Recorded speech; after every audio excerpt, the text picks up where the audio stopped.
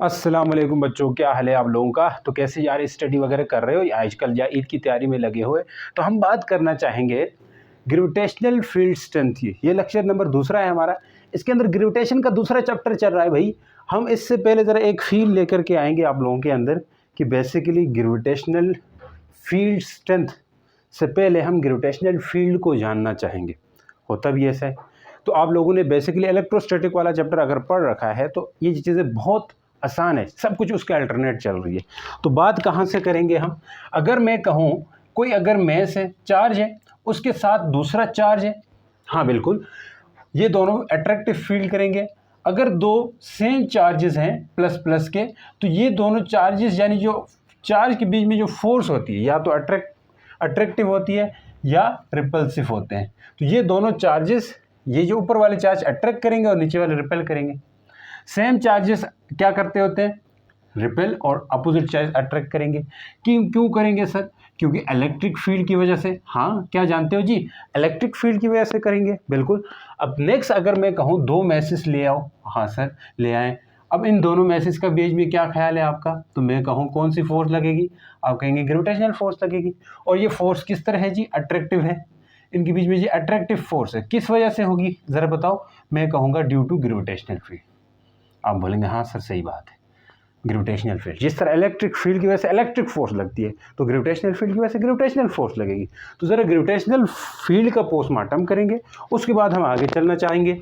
तो gravitational field आपके book के अकॉर्डिंग चल रहे हैं। अच्छा, ये जो मैं बता रहा हूँ ना, एकदम बुक के अकॉर्डिंग है, टेंशन मत लो, मेरे ऊपर छोड़ दो। बुक की चीज़ें हैं वो रहेंगी नहीं, आपकी सारी कवर होंगी और एक्स्ट्रा चीज़ें भी मिल जाएंगी। हाँ, मैं एक बात कर रहा था, आगे चल के करूँगा, अभी नहीं, शुरू में नहीं करते। अच्छा आगे चलो, याद आ गया तो ठीक है। ग्रेविटेशनल फील्ड क्या है G? Gravitational field, gravitational field को समझना है आपने। तो मैं अगर कहूँ, हाँ सर कहें, कोई मैस पड़ा हुआ है, हाँ सर, अगर ये मैस M पड़ा हुआ है, इसके साथ कोई छोटा सा मैस रखूँ, मैं एक छोटा सा मैस रखूँ। अब ये मैस ये छोटा मैस जिसको हम टेस्ट मैस भी कहते हैं या यूनिट मैस कहते हैं, टेस्ट या यूनिट मैस कहा जाता है, टेस्ट या यूनिट मैस कहा जाता है। अब ये टेस्ट मैस इस सोर्स मैस के करीब लेकर आए हैं। अब देखो सोर्स मैस क्या होता है, जैसे आपके पास एक बड़ा चार्ज होता है, उसके पास एक छोटा चार्ज टेस्ट चार्ज लेके आते थे इलेक्ट्रोस्टैटिक में। ये बड़ा चार्ज इस छोटे चार्ज को क्या करता है? अट्रैक्ट करता था। क्यों करता था? क्योंकि ये अपने सोर्स चार्ज होने की वजह से अपनी एक फील्ड छोड़ देता था, अपने सराउंडिंग में एक फील्ड छोड़ देता था। उस फील्ड की वजह से ये अपने आप को, यानी कि दूसरा ये चार्ज है वो अपने ऊपर इलेक्ट्रोस्टैटिक फोर्स एक्सपीरियंस करता था, यानी महसूस करता था। उसको पता लगता था कि ऐसे मुझे कोई खींच रहा है, कोई फोर्स लग रही है। तो सेम यही चीज़ अगर यहाँ पे मैस पड़ा हुआ है, तो इस मैस, छोटे मैस को बड़ा मैस खींचेगा। Due to what? Electric field की, मैग्नेटिक ना, जो ग्रेविटेशनल फील्ड है इसकी वजह से खींचेगा, और जो फोर्स लगेगी वो ग्रेविटेशनल फोर्स लगेगी। तो किसी भी बड़े मैस, ये कौन सा मैस है? बड़ा मैस है, सोर्स मैस है, ठीक है, सोर्स मैस। अब जरा ज़मीन से हट के बाहर गए, कोई दो मैस पड़े हुए, तो ये सोर्स मैस इस मैस को अट्रैक्ट करेगा, यानी कि इसके रीजन में आया, यानी इसका रीजन बेसिकली क्या होगा? ये सोर्स में इसका जो रीजन है वहाँ पे ग्रेविटेशनल फील्ड होगी।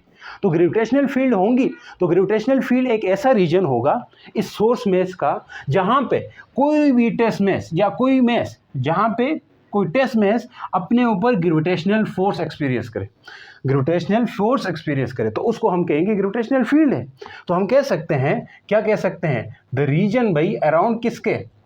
अराउंड एनी मैस, ठीक है, इन विच, जहां पे टेस्ट मैस क्या करेगा? टेस्ट मैस जो है ना एक्सपीरियंस करेगा, Fg एक्सपीरियंस करेगा। Fg का मतलब ग्रेविटेशनल फोर्स एक्सपीरियंस करे, तो उस रीजन को हम क्या कहेंगे? ग्रेविटेशनल फील्ड कहेंगे। रुको ज़रा, अब ये जो ग्रेविटेशनल फील्ड है इसकी डायरेक्शन क्या होगी ये भी अपने आप। पहले टेस्ट मैस क्या होता है जरा देख लो। टेस्ट मैस क्या होगा बच्चों, उसको समझना है। ये टेस्ट मैस की मैंने बात की, इसको बहुत सारे नाम है। टेस्ट मैस का हो, या आप उसका यूनिट मैस का हो, या इसको आप पॉइंट मैस का हो, ये सारे के सारे इसके नाम हैं। 3 नाम दिए जाते हैं, कहीं test mass, unit mass, point mass. तो टेस्ट मैस क्या है जरा इसको समझो, या यूनिट मैस या पॉइंट मैस, सबके एक ही definition. The mass which is concentrated, ऐसा मैस जो क्या हो? कंसनट्रेटेड हो, बिखरा हुआ मैस ना हो, एक जगह पे हो। The mass which is concentrated, यानी कि एक जगह पे हो, लेकिन कितनी जगह पे हो, कंसंट्रेटेड एट सिंगल पॉइंट। हाँ सही सुना, यानी कि किसी सिंगल पॉइंट में हो तो इस मेस को हम क्या कहेंगे बच्चों, ऐसे मेस को एक सिंगल पॉइंट, बिल्कुल एक डॉट छोटा सा मेस, उसको हम क्या कहेंगे, उसको हम क्या कहेंगे, आप कहेंगे sir unit mass, test mass या पॉइंट मेस कह दोगे। अब ये आमतौर पर 1 kg को भी कहा जाता है यूनिट मेस, क्योंकि यूनिट आपने नाम सुना यूनिट 1 kg, लेकिन 1 kg से भी कम हो जाना चाहिए, अप्रॉक्सीमेटली ज़्यादा से ज़्यादा 1 kg, तो तब उसको हम क्या कहेंगे, पॉइंट मेस का नाम देंगे, समझ गए। और वो स्फेरिकल होना चाहिए, हमने ये शुरू में बात की थी, क्योंकि ये ग्रेविटेशनल जो न्यूटन का लॉ है ये स्फेरिकल बॉडीज़ के लिए ही ज़्यादा अच्छा एप्लीकेबल है, वैलिड है, समझ चाह रहे हो कि नहीं। हाँ, मैंने आपको व्हाट्सएप चैनल के अंदर DDQ दिया, DDQ मतलब डायनेमिक ड्रिल क्वेश्चंस, वो आपने ज़रूर करने। अब ये टॉपिक मैं कराऊंगा, इस टॉपिक से रिलेटेड मैं आपको क्वेश्चंस वहाँ पे दे दूंगा, तो वो क्वेश्चंस लाजमी अटेम्प्ट करने हैं। इन्हीं क्वेश्चन से जो यहाँ पे करवाता हूँ ना, इससे मिलते जुलते क्वेश्चंस होंगे, अगर आप पढ़ने वाले हो तो वो ईमानदारी से अटेम्प्ट करना, फिर मुझे फीडबैक ज़रूर बताना, ठीक है जी। कहाँ पे फीडबैक बताएंगे सर, हाँ व्हाट्सएप चैनल में तो आपका मैसेज जाएगा नहीं, लेकिन वही DDQ जो सीरियस बच्चे हैं, जो सीरियसली मेरे साथ पढ़ना चाहते हैं, जो मेरे ऊपर भरोसा है जिनको कि सर वाकई में आप सही कराते हैं, आपका यानी हमें समझ आती है, हम आपको फॉलो करते हैं, हम आपको जो जिस तरह पढ़ाते हैं उस तरह हम पढ़ना चाहते हैं, ऐसे जो बच्चे हैं सीरियस बच्चे, उनके लिए मैं कहूँगा कि आप जाएं टेलीग्राम पे चुप करके, ठीक है जी। टेलीग्राम पे मैं डिस्क्रिप्शन में लिंक दूंगा, टेलीग्राम पे जाएंगे चैनल पे, वहाँ पे आपको ये DDQ भी मिलेगी, मतलब डायनेमिक ड्रिल क्वेश्चंस भी मिलेंगे, और उनको भी अटेम्प्ट करना है, और लेक्चर के नोट्स भी मिलेंगे। हाँ, व्हाट्सएप चैनल का मसला मैंने आपको बताया था, ज़्यादा अपलोड करने से वो ड्राइव के वो मेमोरी वो फुल हो जाती है। वहाँ पे आपको अपलोड करेंगे, वहाँ नीचे कमेंट करके कमेंट भी कर सकते हो टेलीग्राम पे। मसला जो आ रहा है मेरे साथ शेयर करें तो इंशाल्लाह बेहतर हो जाएगा। आ जाए, टाइम ज़्यादा नहीं लेते हैं। ये यूनिट में पॉइंट में इसकी समझ आ गई। अब ये ग्रेविटेशनल फील्ड जो है, हाँ सर ग्रेविटेशनल फील्ड है, इसकी डायरेक्शन क्या होगी, डायरेक्शन के तो ऊपर हमने बात ही नहीं की।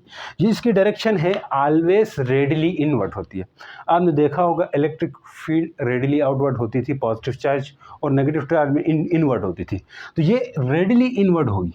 ये क्या होगी, रेडिली, यानी कि रेडिली इनवर्ट का मतलब समझ रहे हो, radially inward to the mass object, जो मेस ऑब्जेक्ट होगा, जिसका मेस होगा उसके इनवर्ड होगी। क्या मतलब है इसका, अगर मैं इसको मिटाऊं, इसकी जगह में और कोई एक मेस बनाऊं, तो आप वहाँ पे देख सकते हो। रेडिली इनवर्ट का मतलब समझो, अगर ये कोई मेस है, हाँ सर, इसमें अंदर की तरफ ग्रेविटेशनल फील्ड होगी, बिल्कुल दिखाई पड़ भी रही है आपको। अब ये इनवर्ड मैग्नेटिक ग्रेविटेशनल फील्ड है, ये रेडिली इनवर्ड हमेशा इनवर्ड होती है मैस में, ठीक है, सेंटर ऑफ द मैस होती है, तो इसलिए। अब इसके अलावा और कुछ बातें भी लिखी हुई है बुक के अकॉर्डिंग। अब ये सिंपल चीज़ें हैं यार, ये बतानी नहीं चाहिए। जहाँ कहीं पे ये फील्ड लाइंस नियर होंगी, जैसे करीब देखते हो ना बहुत पास होती है, तो नियर जो फील्ड लाइंस होती है बच्चों, वो शो किसको कर रही होती है, स्ट्रांग ग्रेविटेशनल फील्ड को शो कर रही होती है, स्ट्रांगर ग्रेविटेशनल फील्ड को शो कर रही होती है। और यहाँ दूर में जब दूर जाते जाएंगे ना, तो फील्ड लाइंस भी दूर हैं, तो यहाँ पे फार जो फील्ड लाइंस होंगी, फार फील्ड लाइंस मतलब ऐसी फील्ड लाइंस जो दूर दूर है, तो वो वीकर ग्रेविटेशनल फील्ड को रिप्रेजेंट करते हैं। वीकर ग्रेविटेशनल मतलब यहाँ पे नियर है तो इसका मतलब यहाँ पे स्ट्रांगर ग्रेविटेशनल फील्ड है, यहाँ पे दूर है तो इसका मतलब यहाँ वीकर ग्रेविटेशनल फील्ड है। इतनी बात समझ चुके हो तो बोलो हाँ सर समझ गए। तो रुके रहो ज़रा, मैं आगे जाऊँ। तो काफ़ी चीज़ें समझ गए हो आप, ठीक है। ये बुक के अकॉर्डिंग जा रहे हैं, इसके बाद आपकी बुक मुश्किल लगेगी नहीं, एक्स्ट्रा मिलेगा बहुत कुछ। साथियाँ, एक मिनट, अरे बोर्ड काला हो जाता है। अगर मैं कहूँ, हाँ सर क्या कहेंगे आप, मैं कहता हूँ कि जो ग्रेविटेशनल फोर्स है, हाँ जो ग्रेविटेशनल फोर्स है वो हमेशा एक्ट करती है, लगती है due to interaction of masses. किस वजह से लगती है, इंट्रैक्शन ऑफ किससे, मैसेस की। अगर कोई मैस आपस में इंट्रैक्ट करे, दो मैसेज या दो से ज़्यादा मैसेज इंट्रैक्ट करें तो तभी ग्रेविटेशनल फील्ड, इंट्रैक्ट मतलब एक दूसरे के ऊपर फोर्स लगाते हैं। जैसे मैं कहूँ यहाँ एक मैस है, हाँ यहाँ एक मैस है, ये एक दूसरे के ऊपर फोर्स लगाएंगे कि नहीं, आप बोलेंगे हाँ सर लगाएंगे। लेकिन मैं देखना चाहता हूँ, और ये क्यों लगाएंगे, क्योंकि ये अपनी अपनी फील्ड्स, हाँ इनकी फील्ड होगी, अपनी अपनी फील्ड होगी, इस वजह से ग्रेविटेशनल फोर्स लगाएंगे। बिल्कुल सर, अपनी अपनी फील्ड होगी, लेकिन वो फील्ड कितनी ज़्यादा है, किसकी फील्ड की कितनी स्ट्रेंथ है, कितनी ताकत है, किस मैस की फील्ड में कितनी ताकत है, ये जानने के लिए हमें ये वाला मैस, अगर मैं चाहूँ, ये इस मैस की अपनी एक फील्ड होगी, इस मैस की अपनी एक फील्ड होगी, ऐसा है कि नहीं? हाँ सर। लेकिन हम इस M1 की M1 मान ले, ये M2 है, ध्यान से सुनना, हम M1 की ग्रेविटेशनल फील्ड स्ट्रेंथ कितनी है वो चेक करना। अब फील्ड स्ट्रेंथ की तरफ मैं लेके जा रहा हूँ, फील्ड स्ट्रेंथ की तरफ मैं लेके जा रहा हूँ, ठीक है। यानी कि M1 की जो ग्रेविटेशनल फील्ड है, या कह लें जो ग्रेविटेशनल फील्ड स्ट्रेंथ है, वो कितनी है। यानी कि किसी एक पॉइंट पे मैं कहूँ, यहाँ पे ध्यान से सुनना, ग्रेविटेशनल फील्ड स्ट्रेंथ का मतलब बता रहा हूँ। अगर ये पॉइंट ए है, अगर ये पॉइंट ए है, मैं कहता हूँ इस पॉइंट पे, या इधर कोई पॉइंट बी है, इस पॉइंट पे कितनी फोर्स लगा रहा होगा ये वाला मेस, इस पॉइंट पे कितनी फोर्स लगा रहा होगा, मतलब इस पॉइंट पे इसकी अलग फील्ड होगी, जाहिर सी बात है, अगर पॉइंट दूर कहीं होगा तो ज़्यादा और कोई फोर्स लगा रहा होगा, मतलब कुछ और फोर्स लगा रहा होगा। तो किसी एक पॉइंट पे हम ग्रेविटेशनल फील्ड फोर्स चेक करना चाहते हैं इस मेस की वजह से, तो हमें इस मेस को हटाना होगा, क्योंकि अगर बराबर का मेस रखेंगे तो फील्ड डिस्टर्ब होगी, इसकी फील्ड डिस्टर्ब होगी, क्योंकि इसकी वजह से यहाँ पे कितनी फोर्स लग रही है वो डिपेंड करेगा इसकी फील्ड स्ट्रेंथ कितनी है। यानी कि यहाँ पे इसके बहुत करीब, M1 के बहुत पास, M1 जहाँ है उसके बहुत क्लोज, ज़्यादा फोर्स एक्सपीरियंस करेगा कोई भी मेस। किसी भी मेस को मैं इसके करीब लेके जाऊँ तो वो इतनी ज़्यादा फोर्स ज़्यादा एक्सपीरियंस करेगा, बजाय वो दूर हो। क्यों? क्योंकि करीब जाने से फील्ड लाइंस बहुत नज़दीक हो जाती है और फोर्स भी ज़्यादा लगेगी, तो ये फोर्स वेरी होती है। तो मैं इस किसी एक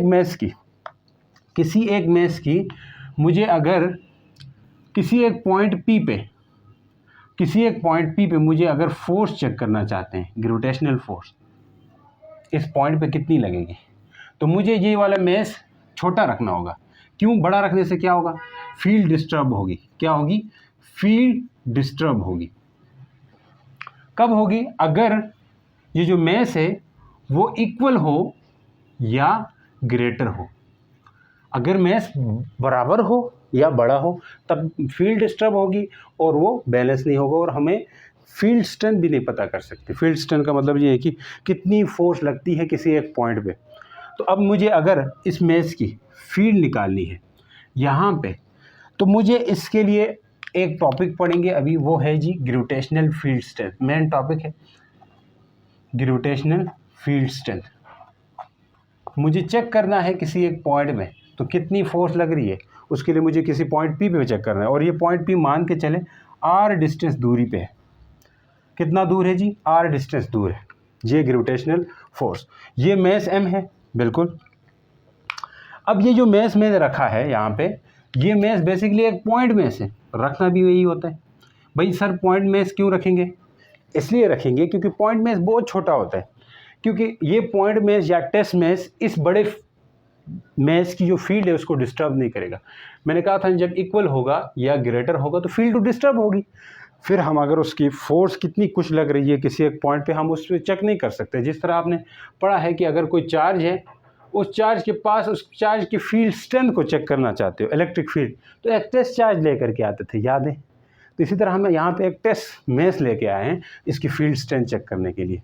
तो इसकी फील्ड स्ट्रेंथ है, या जिसे हम ग्रेविटेशनल फील्ड स्ट्रेंथ है, इसको डिफाइन किया जाता है gravitational force divided by test mass. तो इसको डिफाइन ही यही से किया जाता है।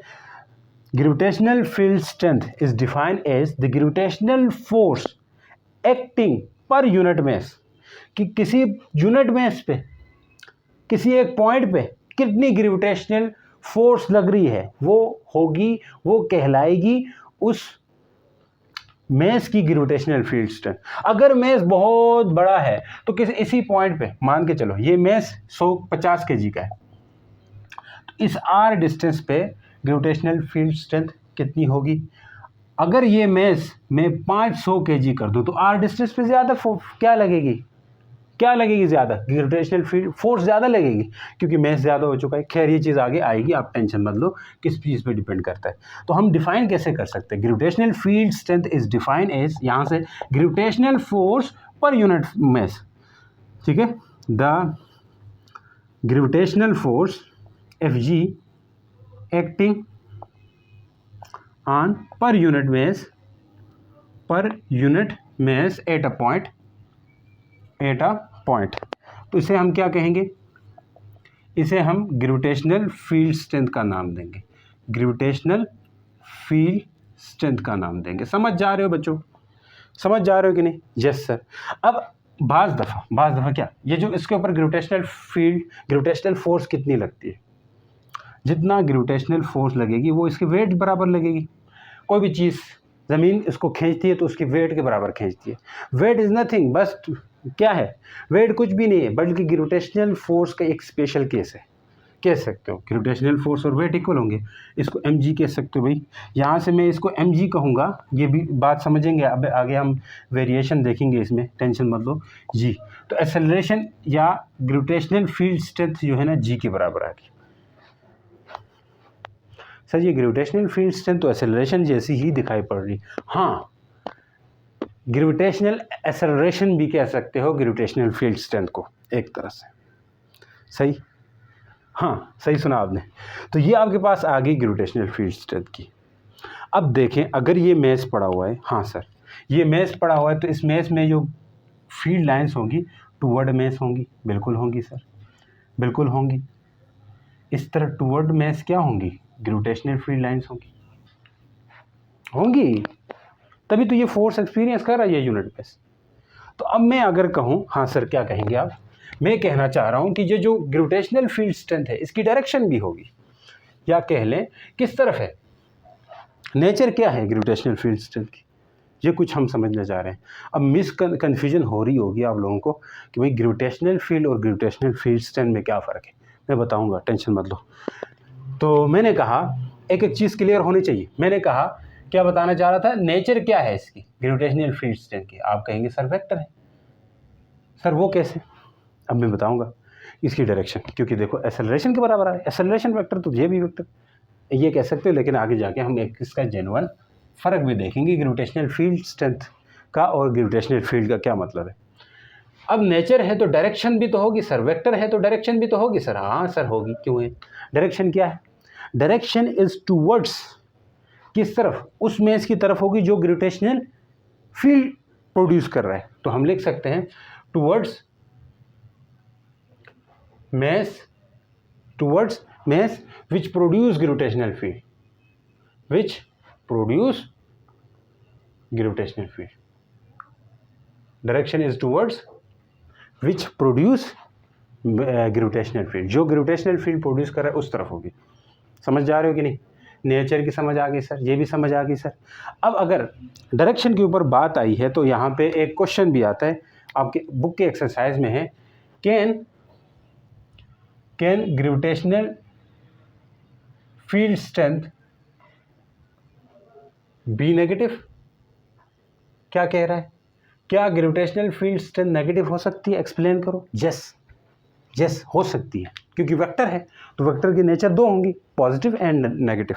यस इट इज़ पॉसिबल, हाँ ये मुमकिन है कि अगर हम कोई मैस लें तो उस मैस, ये वाला मैस लिया हुआ है देख लो, बस वही और नहीं लेते। अब ये मैस ले, अब कोई मैस लेते हैं, इसमें ऊपर से भी फील्ड लाइन्स आ रही है और नीचे से भी फील्ड लाइन्स आ रही है। देखो यहाँ पे ये मैस है, ऐसी भी फील्ड लाइन्स है, ऐसी भी फील्ड लाइन्स पास कर रही है, ऐसी भी फील्ड लाइन्स, ऐसी भी फील्ड लाइन्स, ऐसी भी फील्ड लाइन्स, ऐसी भी फील्ड लाइन्स पास करी जा रही है। तो अगर हम यहाँ एक्स एक्सिस दो वो बनाएं, एक्स एक्सिस और वाई एक्सिस, अपवर्ड को हम पॉजिटिव ले लें, upward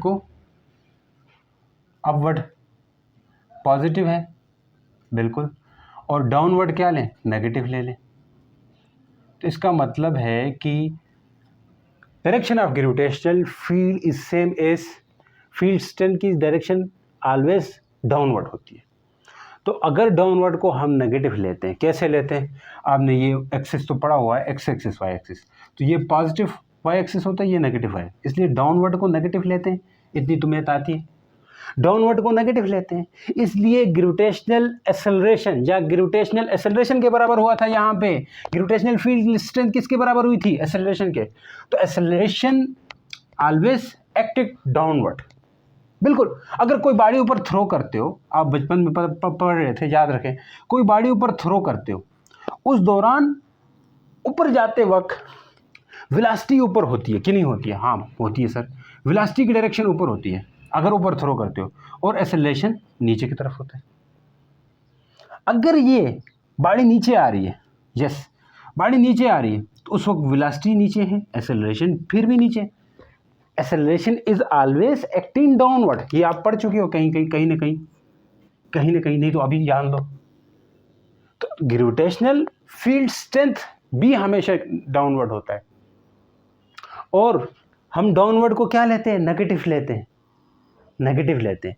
therefore gravitational field strength can also be negative, और इसकी वैल्यू को हमेशा नेगेटिव लिया जाता है। हमने ये प्रोजेक्टाइल मोशन में भी पढ़ा था फर्स्ट ईयर में, वहाँ पे भी जी की वैल्यू को नेगेटिव लिया जाता था। तो gravitational field strength is always taken as negative. ठीक है जी, क्यों नेगेटिव ले लेते हैं जी, क्योंकि it always acted downward, its direction is same as the direction of gravitational field, और ग्रेविटेशनल फील्ड की डायरेक्शन नीचे है, तो इसलिए हम करते हैं। समझ चुके हैं सर, ये क्वेश्चन आ सकता है, नहीं बुक का क्वेश्चन था, इसलिए मैंने यहाँ पे करवाया इसको। अब देखें, अब इसकी यूनिट वगैरह क्या होगी, ध्यान से बताना। यूनिट क्या होगी, बहुत आसान है। आपने कहा था A = F/g है, F/m है। भाई फोर्स की यूनिट न्यूटन, मैस की यूनिट kg। तो एक तो यूनिट इसकी न्यूटन पर kg, बहुत मशहूर यूनिट है, अक्सर जगह इसमें वैल्यूज़ दी होती है। और दूसरी एक्सेलरेशन की यूनिट क्या होती है, मीटर पर सेकंड स्क्वायर। भाई ये भी यही होता है, तो इसलिए हम ये यूनिट भी लेते हैं और ये भी यूनिट लेते हैं। अब बात आती है किस बात पे, कि ग्रेविटेशनल फील्ड स्ट्रेंथ और ग्रेविटेशनल फील्ड में क्या फ़र्क है। लगभग सिमिलर चीज़ें लग रही है, लेकिन ईजी है। क्या मैं कह रहा हूँ, ग्रेविटेशनल फील्ड स्ट्रेंथ और ग्रेविटेशनल फील्ड में क्या फ़र्क है, बस छोटा सा एक फ़र्क बताऊंगा, इतना ज़रूरी नहीं है, वो ऐसा नहीं क्वेश्चन में पूछेंगे, लेकिन मैं आप लोगों की जो कन्फ्यूजन दिमाग में बढ़ रही है, मैं उसको दूर करना चाहता हूँ। देखो, जो ग्रेविटेशनल फील्ड है वो हमें बताती है where gravity acts, where gravitational force acts, where Fg act. Gravitational, अब ये आगे जाके डिस्कस करेंगे, बस इतना याद रखो, ग्रेविटेशनल फील्ड कहाँ कहाँ लगती है, ये चीज़ बताती है ग्रेविटेशनल फील्ड। जहाँ जहाँ ग्रेविटेशनल फील्ड बिखरी हुई है किसी मैस की, तो वहाँ हम सोचेंगे अगर ग्रेविटेशनल फील्ड है दैट मीन वहाँ ग्रेविटेशनल फोर्स लग सकती है मैस के ऊपर। दूसरी तरफ ग्रेविटेशनल फील्ड स्ट्रेंथ जो है ये हमें बताती है टेल्स हाउ मच कितना कुछ ग्रेविटेशनल फोर्स एक्ट, कितनी ग्रेविटेशनल फोर्स लग सकती है, ये कहाँ लग सकती है ये बताती है सिर्फ, ये कहाँ कहाँ लग सकती है ग्रेविटेशनल फोर्स। हाँ फील्ड है तो बोलेंगे भाई ग्रेविटेशनल फोर्स लग सकती है, और ये कितनी लग सकती है ग्रेविटेशनल फोर्स ये बताती है कौन सी चीज़, ग्रेविटेशनल फील्ड स्ट्रेंथ बताती है कितनी लगेगी, एक्चुअल में कितनी कुछ लगेगी ये हमें बताएगी ग्रेविटेशनल फील्ड। अब कुछ समझ आ गया, यानी कि कितनी लगेगी ग्रेविटेशनल फील्ड स्ट्रेंथ, दूर जाते जाओ कम लगेगी क्योंकि फील्ड कम होती, इस मैच से दूर जाते जाओ फील्ड कम होगी तो ग्रेविटेशनल फील्ड स्ट्रेंथ कम होती जाएगी, करीब आओ फील्ड करीब होती जाएंगी, फील्ड लाइंस करीब होती जाएंगी तो ग्रेविटेशनल फील्ड स्ट्रेंथ ज़्यादा लगेगी। समझ रहे हो कि नहीं, ग्रेविटेशनल फील्ड स्ट्रेंथ ज़्यादा होगा, ग्रेविटेशनल फील्ड स्ट्रेंथ ज़्यादा होने का मतलब है उस मैच के ऊपर ज़्यादा बड़ी फोर्स लगेगी, ज़्यादा बड़ी फोर्स लगने से उसका ग्रेविटेशनल एक्सेलरेशन बढ़ सकता है, वो तेज़ स्पीड से आ सकता है। ग्रेविटेशनल एक्सेलरेशन मतलब उसकी स्पीड, उसकी वेलोसिटी बढ़ सकती है। ग्रेविटेशनल एक्सेलरेशन या कोई भी एक्सेलरेशन है उसका मतलब है चेंज इन वेलोसिटी। अब वो ग्रेविटेशनल एक्सेलरेशन इसलिए कहते हैं क्योंकि वो मैस की अट्रैक्शन की वजह से उसके अंदर एक्सेलरेशन बन रहा है, उस वजह से उसको ग्रेविटेशनल एक्सेलरेशन कहा जाता है। समझ चुके हो, और कुछ भी नहीं। बड़ी बचपन में आपने पढ़ा था, जब 9th क्लास एक तरह से आपका बचपन था, तो वहाँ सोचो आपको फील कम ही आया होगा इस चैप्टर को लेके, इसलिए यहाँ से थोड़ी सी मैं कोशिश कर रहा हूँ आपके अंदर ये चीज़ें समझ आ जाए। सर समझ गए हम।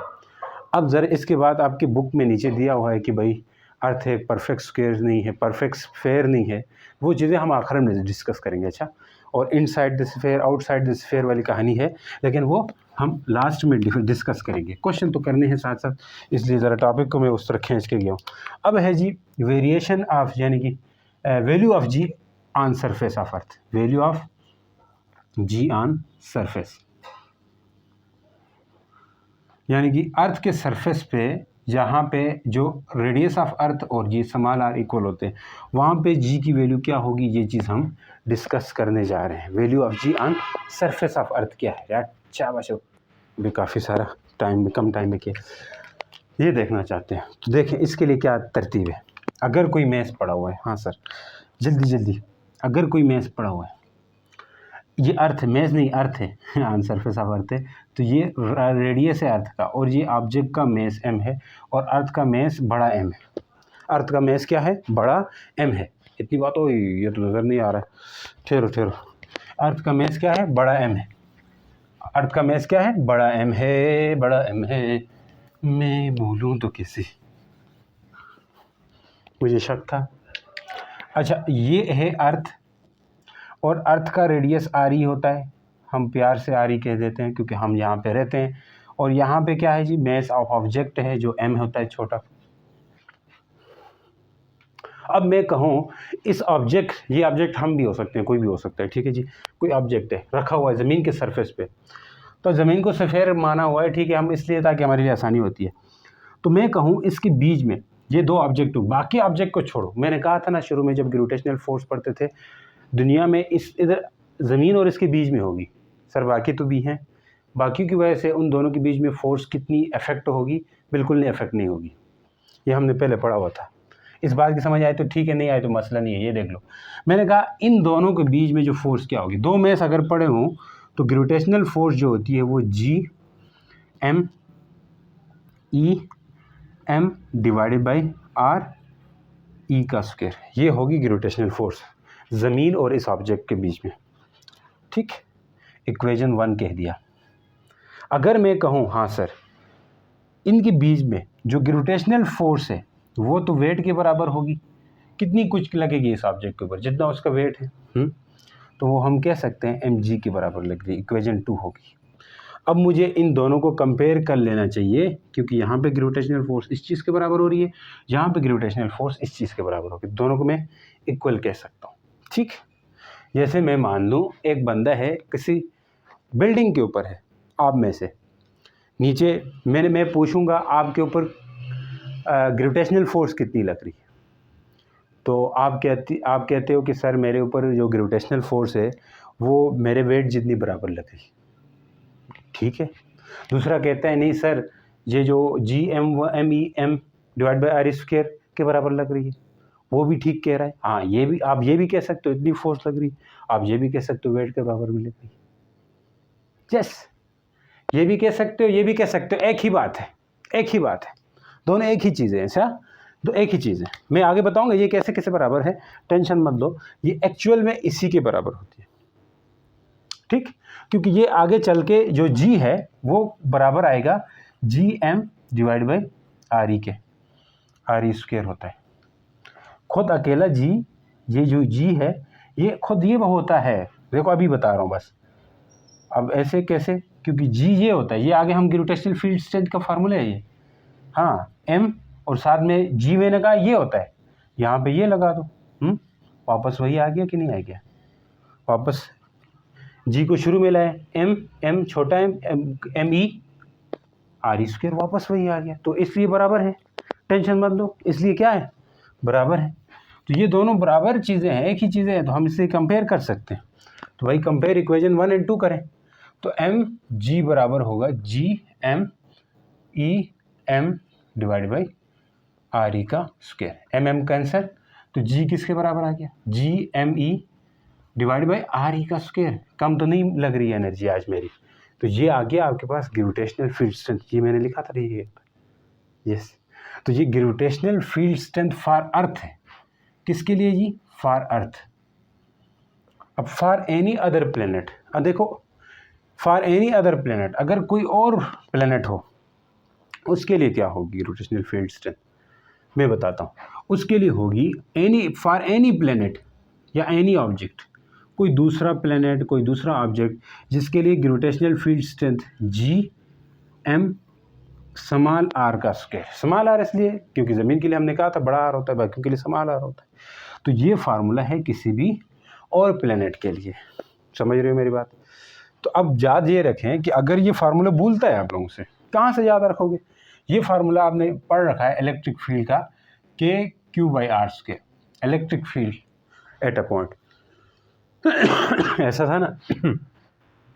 अगर ये फार्मूला है तो E की जगह आप G लिख दें। जो ग्रेविटेशनल फील्ड स्ट्रेंथ है ना, उसको G से रिप्रेजेंट करते हैं। मैंने वहाँ बताना था, नहीं बताया। ग्रेविटेशनल फील्ड स्ट्रेंथ को किससे रिप्रेजेंट करते हैं? G से। तो G ये ग्रेविटेशनल फील्ड स्ट्रेंथ है, जो इलेक्ट्रिक फील्ड स्ट्रेंथ है ये E।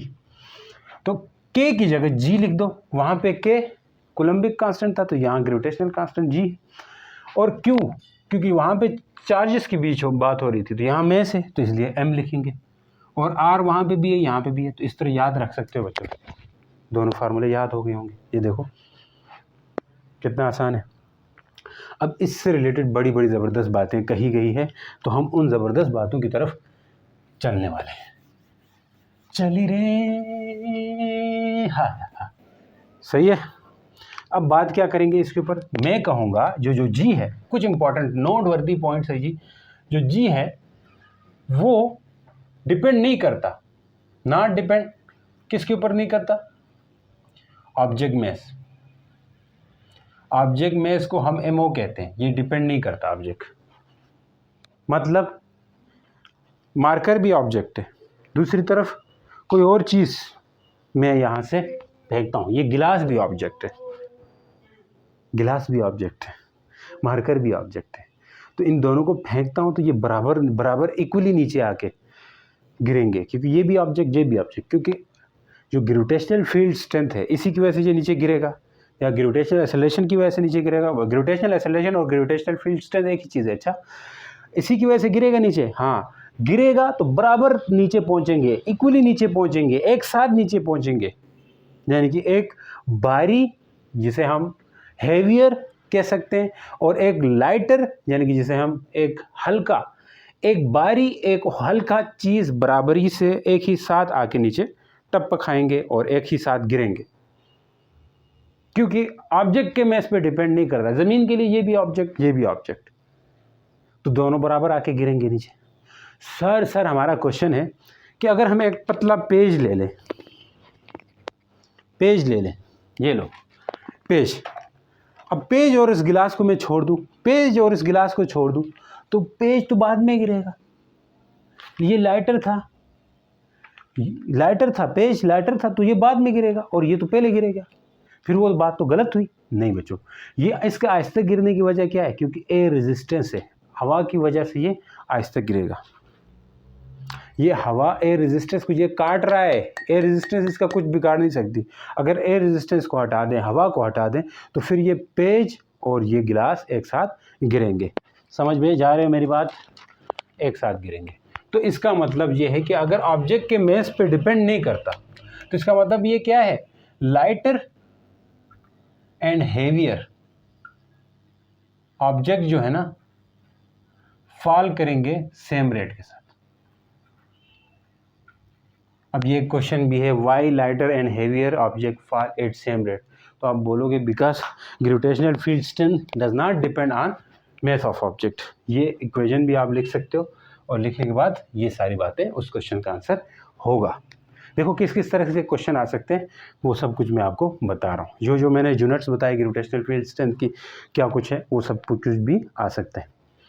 नेक्स्ट आ जाओ बच्चों, एक और इम्पॉर्टेंट पॉइंट। अब इससे ये किस तरह सवाल पूछ सकते हो मैंने बता दिया।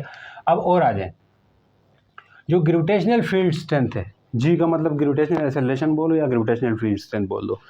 जो ग्रेविटेशनल फील्ड स्ट्रेंथ है ये मास ऑफ प्लैनेट पे डिपेंड करती है, mass of planet and radius of planet. अब बच्चों इससे रिलेटेड एक्सरसाइज में क्वेश्चन बने हुए हैं, मैं वो आपके सामने रख के एक्सप्लेन करता हूँ। क्या एक्सरसाइज में कहा गया है, what are the factor which determine the gravitational field strength of planet. ये ऐसा कुछ है, जो ग्रेविटेशनल फील्ड स्ट्रेंथ के जो फैक्टर्स हैं वो किस चीज़ पे डिपेंड करते हैं। तो एक बात, ये क्वेश्चन है कि व्हाट फैक्टर्स, ऐसा कुछ है, व्हाट फैक्टर्स डिटरमाइन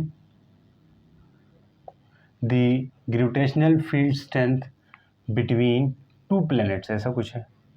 हाँ, दो प्लैनेट्स के बीच में कौन से ऐसे ग्रेविटेशनल फील्ड के फैक्टर्स हैं जो डिटरमाइन करते हैं।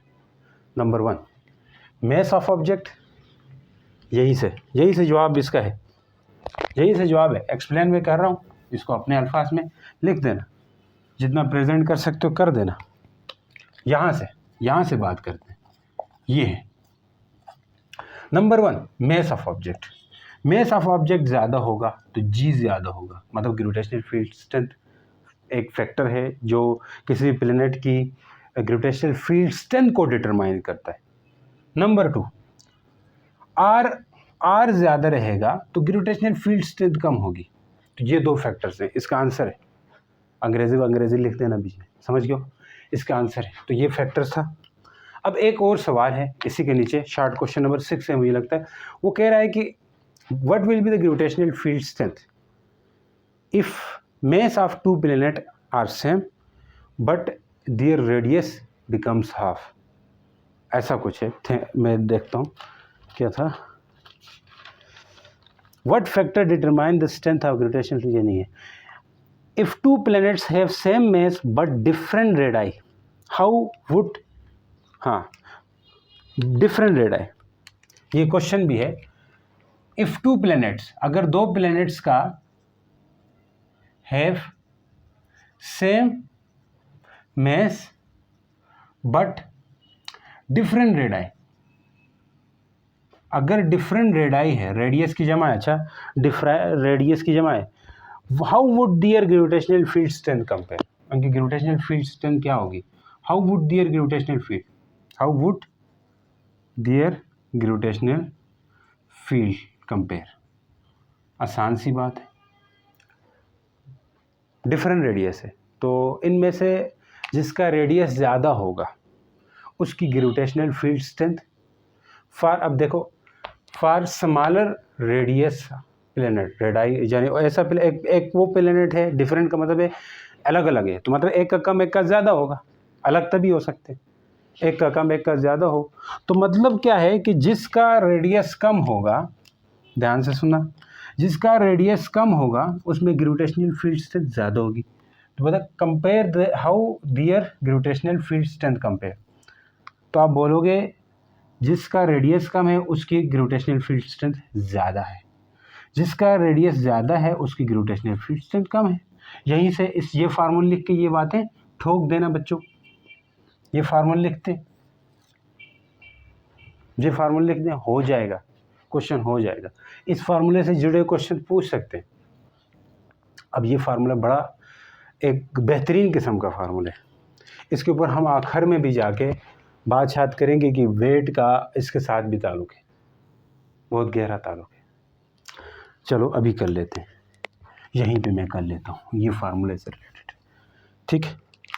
आखिर में भी कुछ करेंगे, यहाँ पे कुछ रखते हैं आपके पास। देखो जिसका रेडियस ज़्यादा होगा जिस प्लेनेट का, उसमें जी की वैल्यू कम होगी और वेट भी कम होगा, वेट भी क्या होगा, वेट भी लेस होगा। जैसे चांद का साइज़ छोटा है तो इसका मतलब है चांद का साइज़ छोटा है तो मतलब रेडियस छोटा है, रेडियस छोटा है तो जी की वैल्यू क्या है, रेडियस, ठहरो इस तरह ना देखो, जिसमें आर ज़्यादा है तो जी क्या है, कम है और वेट भी कम होगा। अगर आर ज़्यादा, मैस भी इफेक्ट करता है, ऐसा नहीं है। चलो मैस वाली बात करेंगे, फिर आपको लगेगा सर सन तो बहुत बड़ा है तो उसका फिर वेट क्यों ज़्यादा होगा वहाँ पे। देखो मैस भी है, मैस ज़्यादा होगा तब भी जी ज़्यादा होगा और वेट ज़्यादा होगा।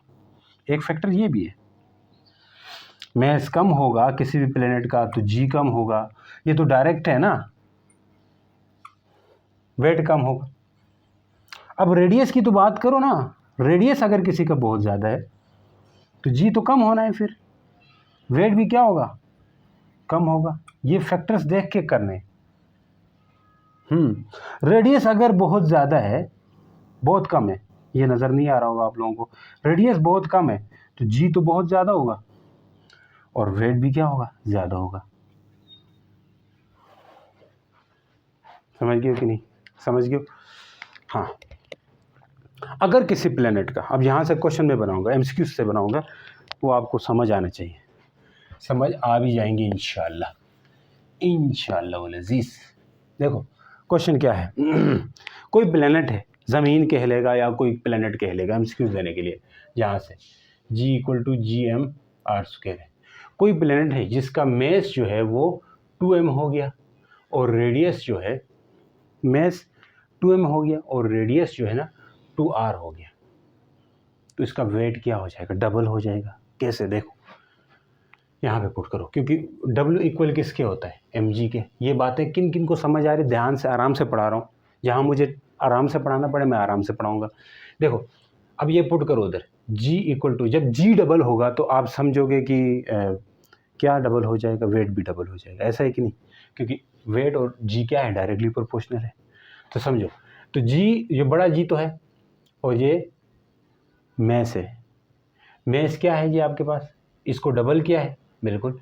अब मुझे एक चीज़ यहाँ पे, बड़े G वर्सेस छोटा G वर्सेस बड़ा G, इसका फ़र्क बताना है मुझे, आखिर में क्वेश्चन के साथ बता दूंगा। चलो 2m हो गया और रेडियस क्या है, 2r² हो गया। तो सोचो बच्चों, G 2 शुरू में लाए, 2m, यहाँ से 4r² होगा, तो क्या हो जाएगा, देख 2 2 ज़ा 4, यानी कि जो G है वो आधा हो रहा है, 1/2 हाफ हो रहा है पुराने G से, समझ गए।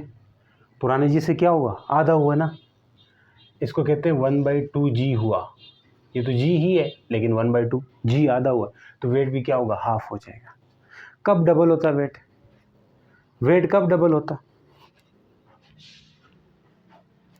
अब इसके ऊपर मैं और बातें करूँगा, एकदम नहीं समझ आएगी डायरेक्ट, किसी किसी को आएगी, वो मुझे हर बच्चे को देख के चलना है कि जिसको ना भी आता हो वो भी पढ़े, तो जिसको ये चीज़ें समझ आ गई तो वो आगे करके जाएं। तो देखें G इक्वल था, मैंने कहा अब रेडियस, यहाँ तो वेट आधा हो गया, वेट अब बॉडी आधी हो जाए।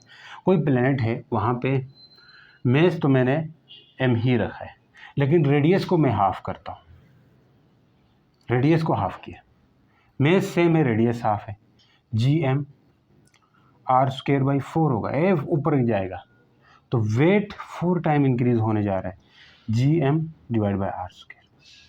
वेट G 4 गुना बढ़ गया, ये पुराना G, ये तो जो चेंज हुआ है वो G है ना, तो चेंज हुआ G कितना है, ये असल G है तो वो J है। अब ये रेडियस हाफ किया तो ये G' हो जाएगा, G' का मतलब चेंज हुआ, तो 4, ये क्या है, ये सारा ये पुराना G है, तो 4 टाइम G बढ़ चुका है, तो वेट भी बढ़ेगा 4 टाइम। और भाई इधर कुछ कुछ भी रख के दे सकते हैं, समझो इस बात को, ऊपर में डबल नीचे पे डबल, ये चीज़ें आनी चाहिए आप लोग यार, बहुत हल्की। अब ये मैं ये जहाँ पे बताया, लेकिन मैं इस तरह के क्वेश्चन आपको DDQ में दे दूंगा, ठीक है जी। आ जाओ, सब कुछ तो हो गया है। हाँ, ये था हमारे पास gravitational value of G on the surface of earth, ये अर्थ के सरफेस पे जो G की वैल्यू है वो थी। समझ आ रही है कि नहीं आ रही है पता नहीं, रिस्पॉन्स 2G है। Value of G on surface of earth क्या है जी, value of G on surface of earth, value of G on earth surface वो क्या थी, G=GM/RE²। क्या ये आगे काम शाम आएगी। अब नेक्स्ट पड़ाव की तरफ जा रहे हैं, बस उसके बाद समाप्त है चीज़ें। वो पड़ाव क्या है बच्चों, वो है value of G with altitude, मतलब हाइट के साथ G की वैल्यू क्या होगी, इसको कहते हैं value of G with altitude. उसके लिए तैयार है, तो value of G with altitude, height के साथ G की G कैसे जाएगी, बहुत आसान है। देखो हमने किसी भी प्लेनेट के लिए ये लिखा था, G=GM/r² था। इसी तरह हमारे पास ज़मीन है, अर्थ है, अर्थ के लिए हम लिखना चाहते हैं, तो अर्थ के लिए लिखने के लिए मान के ये अर्थ है।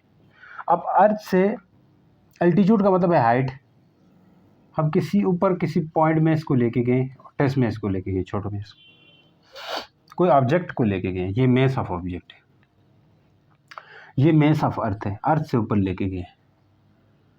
अब यहाँ से यहाँ अर्थ का रेडियस है, हाँ सर है, और यहाँ से यहाँ हाइट h लेके गए। ज़मीन की सरफेस तो यहाँ पे होगी, इससे h हाइट ऊपर लेके गए।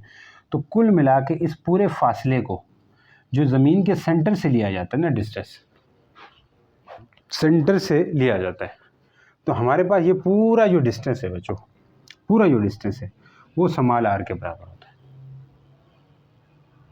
ले सकते हैं स्मॉल r, समझ गए कि नहीं? अब ये स्मॉल r किसके बराबर है, हम इसके ऊपर देखना चाहते हैं। स्मॉल r के बराबर होता है ये पूरा का पूरा g, यानी कि डिस्टेंस यहाँ से यहाँ तक। अजान हो रही, वेट करते हैं, फिर चलते हैं जी नेक्स्ट आगे। तो चले जी, अब बच्चों अब क्या है कि g की वैल्यू देखनी है एल्टीट्यूड के साथ, हम वो देखना चाहते हैं। लेकिन एक चीज़ बतानी थी, जो g है, हम अर्थ वाला जो g सरफेस वाला, इसको हम इस्तेमाल करके एक चीज़ निकाल सकते हैं, यानी कि अर्थ की ग्रेविटेशनल एक्सेलरेशन, यानी कि छोटे g की वैल्यू। अब ये प्रूफ भी करने को दे सकते हैं आपको। Proof g = 9.8 metre per second. अगर ऐसा दे दें तो ये तो बड़ा आसान है, इस फार्मूले से करते हैं हम।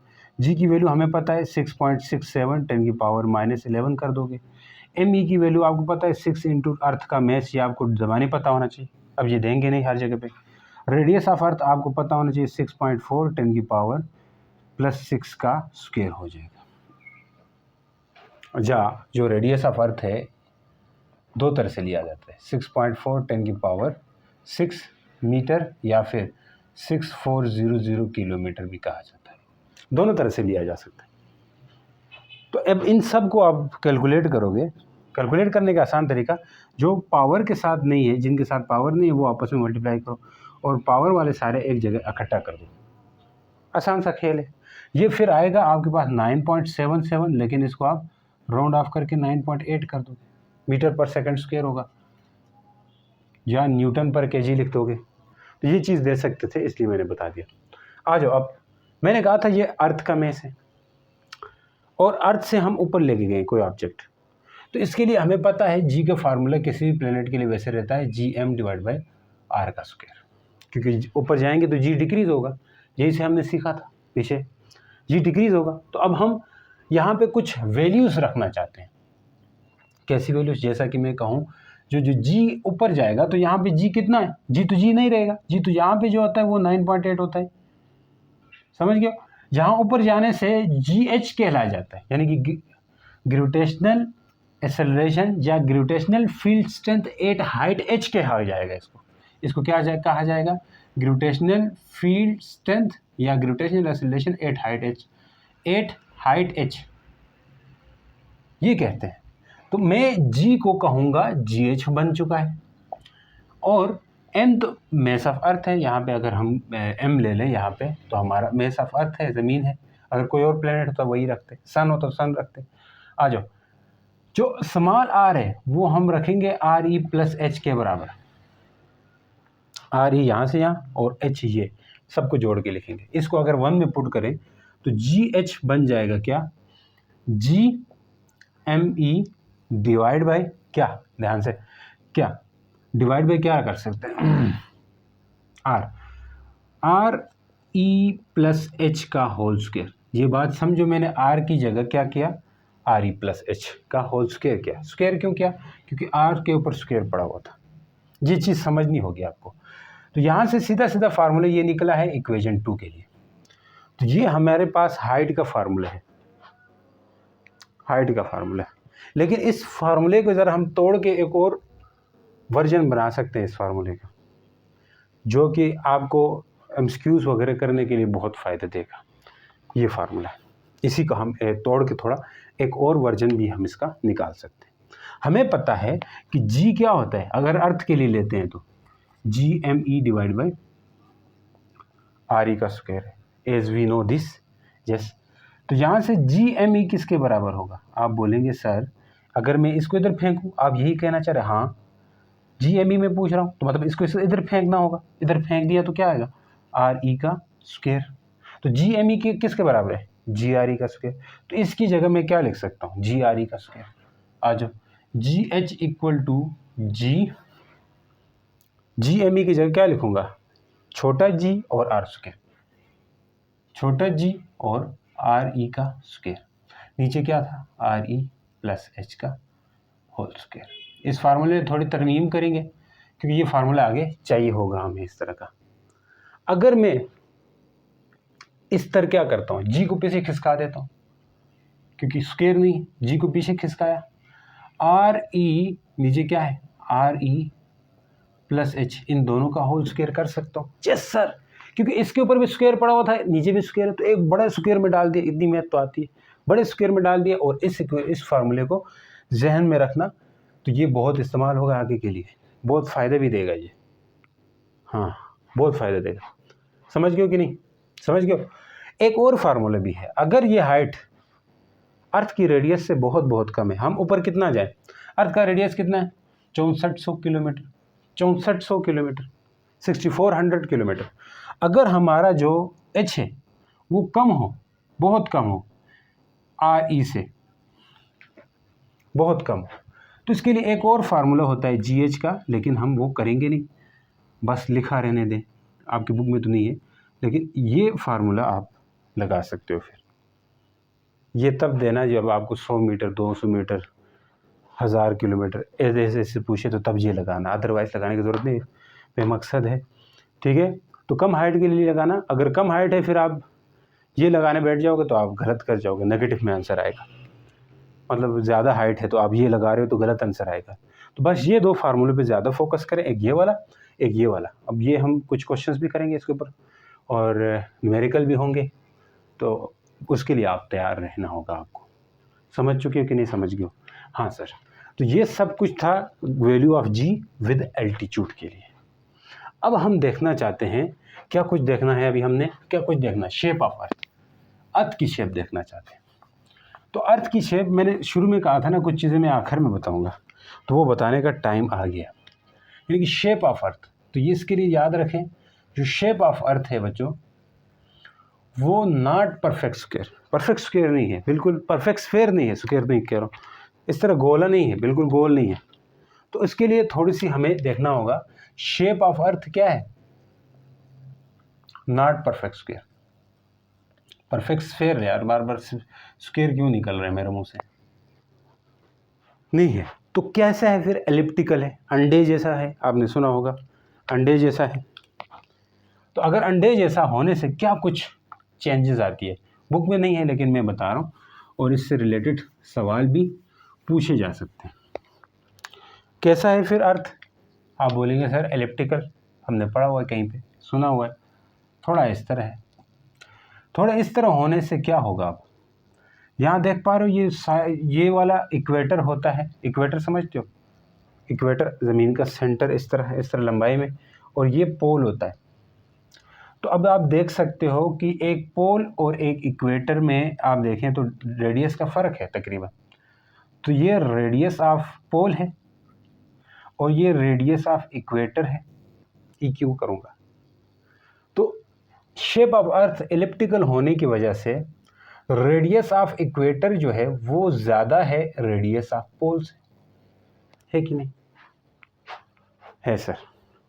अब हमने पढ़ा था जो अर्थ के लिए जो काम था, ग्रेविटेशनल फील्ड स्ट्रेंथ जी थी, वो थी हमारे पास GM डिवाइडेड बाय RE का स्क्वायर था, RE पे डिपेंड कर रहा था। इक्वेटर के लिए अब वेट का बड़ा, अगर इसकी वजह से वेट पे बड़ा इफेक्ट पड़ता है, देखना वो कैसे पड़ता है।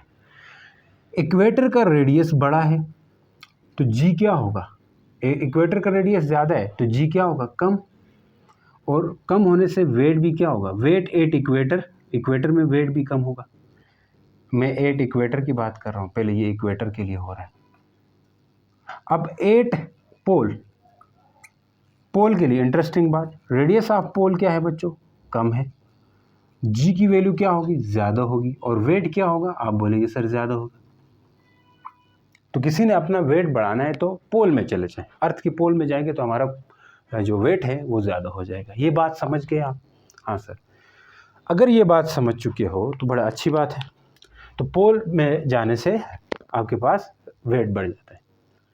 तो हम अर्थ को ऐसा ना लेके स्फेयर की तरह लेते हैं, गोल लेते हैं एकदम। क्यों? क्योंकि इस तरह की जो एलिप्टिकल चीज़ें हैं या उनके लिए जो न्यूटन के जो ग्रेविटेशनल लॉ है वो ठीक नहीं लगते। तो इसलिए हम फॉर सिंप्लिसिटी ये चीज़ करते हैं कि आसानी के लिए अर्थ को लिया जाता है कैसे? स्फेयर की तरह, स्फेयर की तरह ले लिया जाता है, यानी कि स्फेयर की तरह इसको ट्रीट किया जाता है। अब स्फेयर की तरह ट्रीट करने से क्या फ़ायदा? इसमें हमारा क्या फ़ायदा? न्यूटन के universal law of gravitation apply हो सकेंगे, एक मतलब सही तरह अप्लाई होते हैं, अदरवाइज ये अप्लाई होने में मसला कर सकते हैं। तो ये कम्प्लेक्सिटी नहीं होगी, सिंप्लिसिटी हो जाएगी। हमने कहा था ना उसकी ये लिमिटेशन भी होती है अगर ये इरेगुलर बॉडी हो जाए फिर।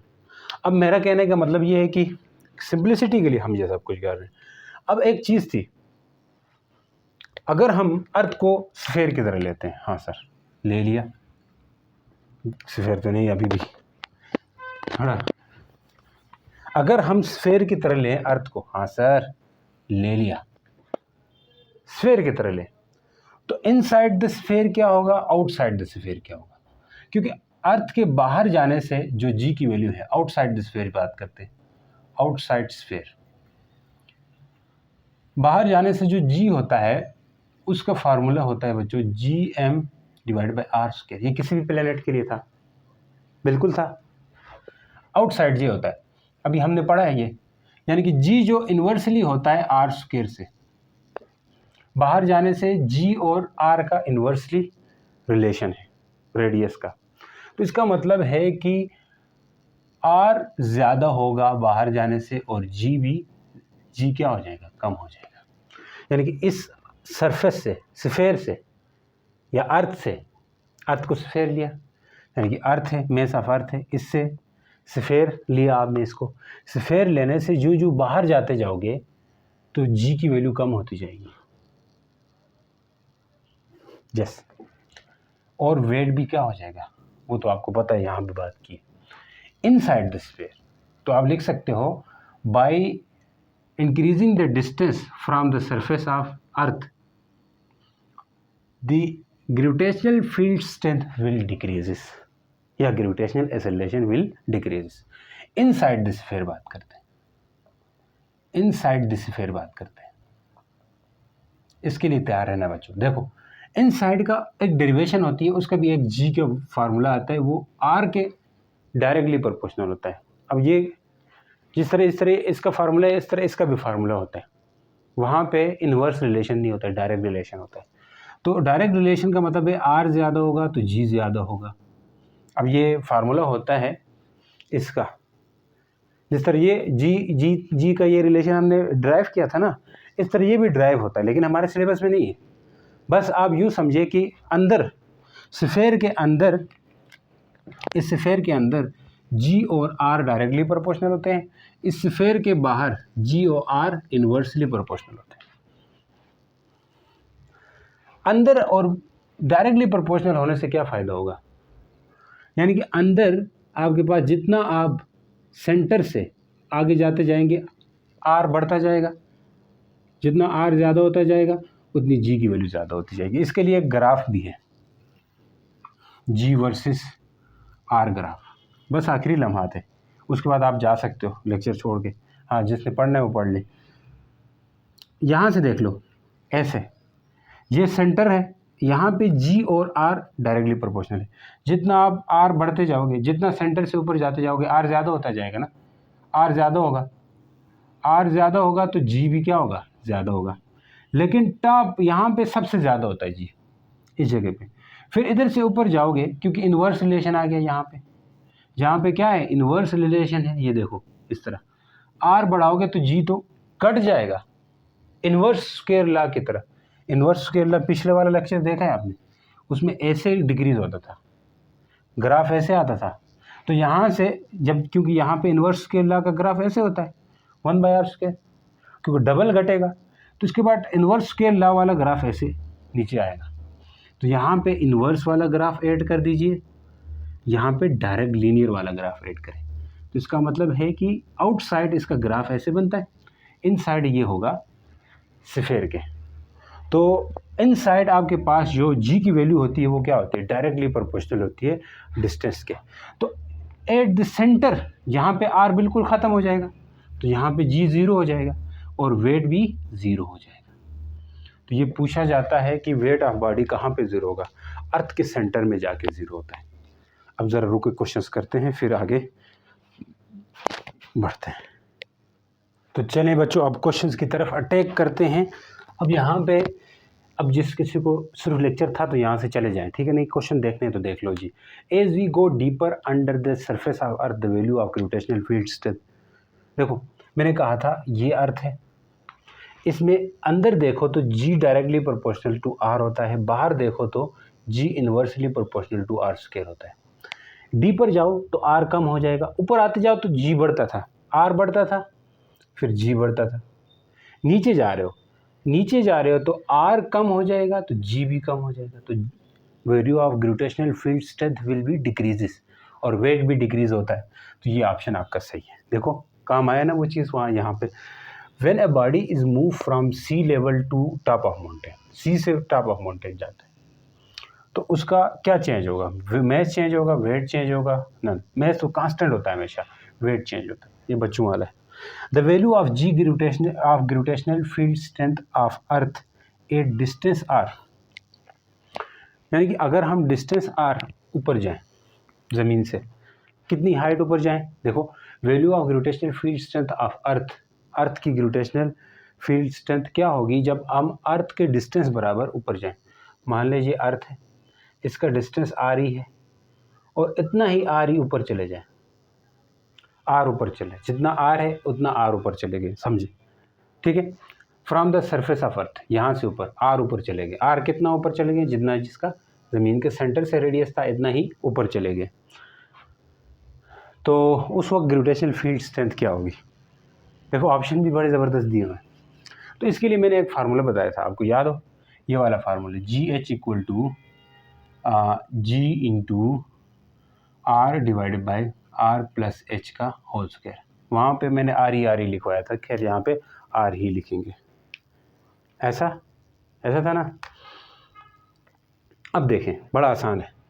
तो ये जो जी है ये यहाँ पे होता है, खाली जी यहाँ पे 9.8 होता है, बाकी इधर ऊपर जाए तो जी एच होता है। अभी पढ़ के आए, आ जाओ। अब देखें ये तो हमें 9.8 लिखना आता है, ये तो आर ही है और नीचे ये आर है और ये भी आर ऊपर गए हो ना, इधर भी एच की जगह भी आर लिखोगे क्योंकि एच ऊपर कितना एच, यहाँ पे एच कितना है, जितना आर ही है, समझ गए। तो जी एच इक्वल टू यहाँ पर स्क्वायर है, याद रहे 9.8, यहाँ पे आर तो होगा नीचे 2r होगा, आर आर से कटुत हो जाएगा, कटुत समझते हो, कटुत हो गया, कटा गया, तो ये 1/2 का स्क्वायर होगा बच्चों। यहाँ से इधर आ जाओ तो g h equal to 9.8 divide by 2 का स्क्वायर 4 होता है और 9.8 को 2 से डिवाइड करोगे तो 2.5 न्यूटन पर केजी, वही यूनिट होती है इसकी, मीटर पर सेकंड स्क्वायर भी दे सकता था तो नहीं दिया, तो खैर है, आसान है, कोई मसला नहीं है। अब आगे आ जाओ। अब वो देख लो what is difference between small G और कैपिटल जी, पूछ सकते हैं भाई, ऐसे हल्के में मत लो, अगर बात तो हो रही है। स्मॉल जी आपके पास ग्रेविटेशनल फील्ड स्ट्रेंथ है या ग्रेविटेशनल एक्सेलरेशन है, और बड़ा जी तो आपको पता है ग्रेविटेशनल कांस्टेंट है। तो स्मॉल जी और कैपिटल जी, डेफिनेशन एक लिखते हैं ना, तो इसकी डेफिनेशन क्या है पहली, यानी कि ग्रेविटेशनल फील्ड स्ट्रेंथ की डेफिनेशन क्या है, gravitational force acting per unit mass is known as gravitational field strength. ये ग्रेविटेशनल कांस्टेंट है तो इसकी डेफिनेशन क्या होगी, the force of attraction between two mass, ठीक है, when they are separated by a 1 metre, तो इसको हम क्या कहते हैं, ग्रेविटेशनल कांस्टेंट की डेफिनेशन है। नहीं आती तो छोड़ दो, डेफिनेशन याद करके से पगला जाओगे। तो बाकी चीज़ों से भी डिफरेंस कर सकते हो। क्या डिफरेंस कर सकते हो, जी जो है वेरी प्लेस टू प्लेस, नहीं तो डेफिनेशन लिखो पीछे होके, वो लिखना चाहते हो, place to place, very changes, और ये कांस्टेंट होता है, बड़ा जी क्या है, कांस्टेंट एवरीवेयर, ठीक। और ये आपके पास वेक्टर क्वांटिटी है बच्चों, और ये आपके पास स्केलर क्वांटिटी है, ये बात लिख सकते हो। और छोटे जी की बात कर रहे हैं, छोटा जी था ना वो, हाँ छोटे जी की, जो छोटा जी है ये आपके पास यूनिट क्या है छोटे जी की, न्यूटन पर केजी या फिर मीटर पर सेकंड स्क्वायर। इसकी यूनिट क्या है, आ जाओ, F इक्वल टू, ये फार्मूला तो याद है तो यूनिट भी याद होगी भाई। जी को अलग करो, F R square divide by M M. F की यूनिट न्यूटन, आर मीटर का स्क्वायर, के जी का स्क्वायर, तो बस यूनिट आ गई, क्या होगी, न्यूटन मीटर स्क्वायर के जी -2। आ जाओ। और वैल्यू क्या है, इससे वैल्यू क्या है, value at surface of earth 9.8 metre per second. इसकी वैल्यू क्या है, 6.67 10 की पावर -11। तो आगे यूनिट वगैरह लिख दो। बस बस बस बस काफ़ी सारे पॉइंट्स हो गए, डेफिनेटली कर सकते हो। अब अगले क्वेश्चंस की तरफ जाते हैं, थोड़े इससे खतरनाक क्वेश्चन होंगे। अच्छा तो चले जी बच्चों, अब हम जा रहे हैं नेक्स्ट क्वेश्चंस की तरफ। On the surface of earth the weight of boy, एक लड़का है जिसका वेट ज़मीन के ऊपर कितना है, यानी कि वेट ऑन सरफेस बॉय का 400 न्यूटन है। बट ऑन माउंटेन, पहाड़ के ऊपर गया, हिज वेट, उसका जो वेट है कितना है, यानी कि वेट ऑन माउंटेन 360 न्यूटन। कम हो गया, क्यों कम हुआ, क्योंकि आर ज़्यादा हो गया। The G at mountain, mountain पे जी की वैल्यू क्या है, ग्रेविटेशनल फील्ड स्ट्रेंथ क्या है। ऑप्शन है 10, 8, 9, 0। चेक करते हैं, आ जाओ। तो सबसे पहले इससे हम कुछ मैथ निकाल लेंगे लड़के का, क्योंकि वेट ऑफ एट सरफेस वो होगा mass of body into g at surface. ये जी कौन सा होगा, जो सरफेस वाला होगा। और इसके लिए हमें वहाँ के लिए क्या लिखना होगा, मैथ तो सेम होता है, weight at mountain equal to mass of body और g at mountain g m. तो देखो मैथ तो सेम है, तो क्या वेट एट सरफेस दिया हुआ है, हाँ सर, कितना है 400 न्यूटन। माउंटेन और जी सरफेस भी दिया हुआ है, हाँ दिया हुआ है, 10 लेते हैं, आसानी हो जाएगी, क्योंकि ये 10 से किया हुआ है, कभी कभी 10 से आप एमसीक्यूज़ के ऑप्शन से अंदाज़ा लगाओगे। 10 से डिवाइड किया तो मैस बॉय का कितना है 40 kg, 40 kg, उस लड़के का मैस 40 kg। अब आ जाओ यहाँ पे, वेट ऑफ एट माउंटेन तो दिया हुआ है 360, यहाँ रख दो। ये कितना है, ये निकालना है, और ये कितना है 40, और जी एट माउंटेन निकालना है, तो 360 डिवाइड बाई 40 कर दो। तो जी एट माउंटेन 0 से कटे, 4 9 से 36, तो भाई 9 न्यूटन पर केजी स्क्वायर या मीटर पर सेकेंड ये आएगा। न्यूटन पर केजी को क्या करते हैं, न्यूटन पर केजी को 9 मीटर पर सेकेंड स्क्वायर भी लिख सकते हैं। तो ये ऑप्शन आपका आ जाएगा सही और दुरुस्त जवाब। आगे चलते बड़ी खांसी है sir. At what height value of g would become 1/9। ये बड़े इंपॉर्टेंट क्वेश्चन है। अच्छा थोड़ा लेवल अप हो गया, अब आपको अंदाज़ा लग रहा है वो डायरेक्ट वाले नहीं है, अब थोड़े साल वाले ज़्यादा आएंगे। तो मैं कहता हूँ ना, वो शुरू तक देख सकते हो, बोर्ड आगे आए तो आपके लिए फ़ायदा है, देखते रहो। At what height value of g would become 1/4। तो मैंने कहा ना, बोर्ड का कुछ भी ऐसा क्वेश्चन ना हो, ऐसा यहाँ से आएगा। तो at what height value of g would become 1/9, कितने हाइट ऊपर जी की वैल्यू 1/9 हो जाए ऑन द अर्थ सरफेस, यानी कि जो जी हाइट है, यानी कि जी है, जी एच हाइट है, वो कितनी हो रही है, ज़मीन के जी से 9 टाइम कम हो रही है। जी हाइट ज़मीन की जी से 9 टाइम कम हो रही है। डिवाइड करेंगे, अगर 4 टाइम कम हो रही है बोले तो 4 से डिवाइड करना है, 16 टाइम कम हो रही है तो 16 से डिवाइड। तो सरफेस वाली, यानी कि इसका मतलब है हाइट पे 9 टाइम कम होगी, तो सरफेस वाली 9 टाइम से ज़्यादा है, सरफेस वाली 9 टाइम ज़्यादा है हाइट वाली से। ये ऐसे भी लिख सकते हो, आसान सी बात, 9 को इधर भेज दिया। अब आपको एक फार्मूला लिखवाया था, क्या था formula, g h equal to g into R divide by R plus h था, याद है, हाँ सर, इस फार्मूले की ज़रूरत पड़ेगी। हमें ये एच निकालना है किसी तरह, बड़ा आसान है। देखो ये है आपके पास, हाँ सर 9GH लिख सकते हैं। क्या लिख सकते हैं इसकी जगह? 9GH। और आ जाओ R divide by R plus h का स्क्वायर कर सकते हैं। ये GH चला गया, GH चला गया। तो आ जाओ इधर आ जाओ, यहाँ 1 बचा, उस तरफ 9, इधर R का स्क्वायर और नीचे R प्लस एच का स्क्वायर कर सकते हैं। ये G नहीं है 9H है, 9R स्क्वायर आ गया। ऐसा कर सकते हैं, ऐसा कर सकते हैं, बोलो कर सकते हैं क्या? हाँ सर इधर करते हैं, आ जाए, ऐसा कर सकता हूँ मैं। अब देखें इस नीचे को इधर 1 के साथ ले आए, 1 के साथ लाना है तो 1 इंटू R प्लस एच का होल स्क्वायर 9R का स्क्वायर, रूट कर दें, रूट कर दिया सर, हाँ। तो R प्लस एच बचेगा, यहाँ से 3R का होल स्क्वायर करके काट सकते हैं, 3R। तो यहाँ से क्या बनेगा? H equal to 3R minus R, H equal to 2R। हाय हाय, यहाँ पे 1 था, ये 2R आएगा, किधर गया 2R, ये ऑप्शन ठीक। कितना ज़बरदस्त क्वेश्चन, शॉर्ट क्वेश्चन भी पूछ सकते हैं, MCQs भी पूछ सकते हैं। अब आ जाओ value of G at height of 1500, ये एक्सरसाइज का MCQ है। 1500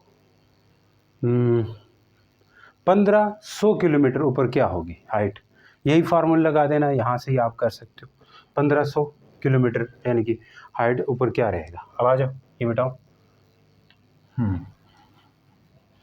देखते हैं 1500 किलोमीटर ऊपर। बड़ा आसान सा तरीका बताऊंगा, कर लोगे। ऑप्शन भी बता देता हूँ, GH equal to G into R divide by R plus H है।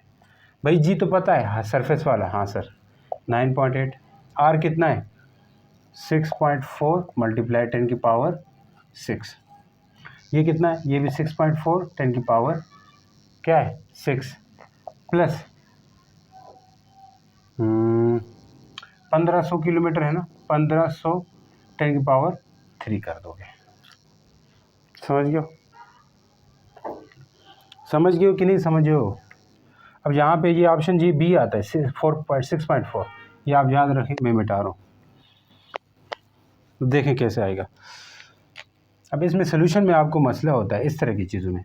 9.8 यहाँ 6.4 10 की पावर 6 किया, यहाँ से मैं 3 इधर ले आऊँ 1 2 3, तो ये 1.5 10 की पावर 3 होगा कि नहीं? और ये भी 10 की पावर 3 है कि नहीं? 6 बहुत बन जाएगा। देखो 6.4 10 की पावर 6 और यहाँ पे 1.5 10 की पावर 6। ऐसा क्यों किया? ताकि कॉमन ले सके। बिल्कुल सर। 9.8 6.4 10 की पावर 6, यहाँ से ये और ये चीज़ सेम है तो 10 की पावर 6 बाहर लिया, अंदर 6.4 प्लस 1.5 कर दोगे, ये और ये कट हो जाएगा। ऊपर कट सकते, पहले नहीं कट सकते थे क्योंकि बीच में प्लस था। इस बात को समझो। GH क्या आएगा? 9.8 और 6.4, नीचे 6.4 और ये दोनों प्लस कर देना, 6.4 प्लस 1.5 जो आया डिवाइड कर दे, आपका आंसर आएगा वही 6.4 था आई थिंक, वही वाला आएगा। अब आ जाओ, एक ये न्यूमेरिकल है की तरह है लेकिन बड़ा ही आसान है, वो देख लें। And earth radius is twice, हाँ ये वाला, ये न्यूमेरिकल है आपका 3 नंबर न्यूमेरिकल है बुक का। लेकिन देख लें, what will be the value of G on the exoplanet, मतलब ऐसा प्लेनेट जो हमारे सोलर सिस्टम से बाहर है, 8 planet outside the solar system, जिसका मैस, जो प्लेनेट है उसका मैस क्या है? Mass of that one planet, मतलब जो एक्सो प्लेनेट है उसका मैस, यानी कि हमारे अर्थ के मैस से क्या है? 5 टाइम है, 5 time of mass of earth है, बिल्कुल। And radius twice of earth radius, और उसका जो रेडियस है डबल है अर्थ के रेडियस से। तो what is the gravitational field strength, वहाँ पे G की वैल्यू क्या होगी? ये बड़ा आसान सा है, GM ये हर किसी के लिए ये था ना, हर किसी के लिए ये था। तो अगर ये अर्थ वाली कहानी लानी है इसके लिए तो क्या होगा? G इसके मैस के लिए जगह हम 5me लिखेंगे, इसकी जगह हम 2re का स्क्वायर कर देंगे क्या? यस, 5/2 पीछे ले आए, डबल होगा, अर्थ के रेडियस से डबल होगा। तो यहाँ पे 2 भी इसके अंदर आएगा, समझो 4 होके बाहर आएगा। 5/4 GME डिवाइड बाई RE का स्क्वायर। यहाँ पे सब कुछ डाल दो, बस उसके सरफेस पे जी की वैल्यू कितनी है वो आ जाएगी। कैसे आएगी? ME तो जी तो पता है 6.67 10 की पावर -11, ME पता है, अर्थ का मैस। और RE पता है, बिल्कुल पता है, कितना है RE कितना है बोलो जी? रेडियस ऑफ अर्थ है ना ये, रेडियस ऑफ अर्थ आपको पता है 6.4 10 की पावर 6 का स्क्वायर कर देना, इससे आपके पास आ जाएगा अर्थ की वैल्यू, यानी कि जी की वैल्यू आ जाएगी, समझो।